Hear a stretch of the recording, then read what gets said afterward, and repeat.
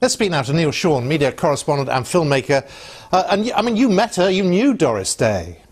Oh, Simon, you know, Doris Day was a Hollywood legend, without a doubt, you know, one of the biggest. What's interesting, though, is I was lucky enough to speak with her. I never actually met her in person because she only took phone calls at that time, but became very friendly with other Hollywood legends like Mickey Rooney, Debbie Reynolds, and those sort of people would connect me. Now, Doris herself could not understand that people still remembered her, simply because she'd retired from that world. You know, she'd totally changed her life, so she thought. But what Doris really gave everyone was kind of like a nice cozy world with wonderful songs, and this was a person truly that could do it all. She could sing, dance, act, but she didn't totally believe in herself. I remember her saying to me that she really admired people like Judy Garland and you know, Sinatra and people like that. She didn't put herself in that league, but for me she surpassed, or was certainly equal to those in every single way. A brilliant person. But she was the epitome of a much gentler time, wasn't she? There was an innocence of about the films that she appeared in.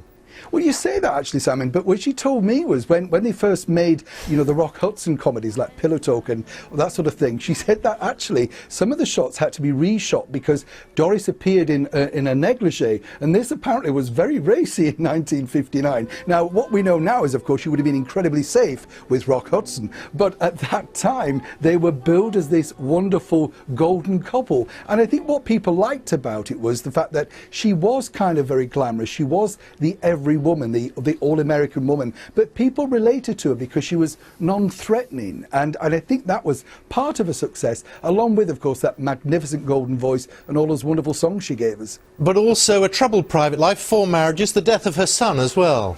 Yeah, I mean, very sad life actually. But again, you know, Doris basically managed to pick the wrong men each and every time. And the reason why, I don't know if people know this, but the reason why really she came into television in the 70s was because when her last husband died, he'd gambled all of her fortune away, and she had to go back to TV, she had to go back to work, simply to get some money for herself to continue to live. But she didn't hold grudges. She spoke of all of the people that she'd been associated in her life with grace and kindness. So that was truly the sort of person she was. I think the biggest thing, you know, for her really was the fact that people of my generation and younger, you know, she has lots and lots of fans still today. I think she was just amazed that people still remembered her with such great affection. Yeah, your generation and indeed mine.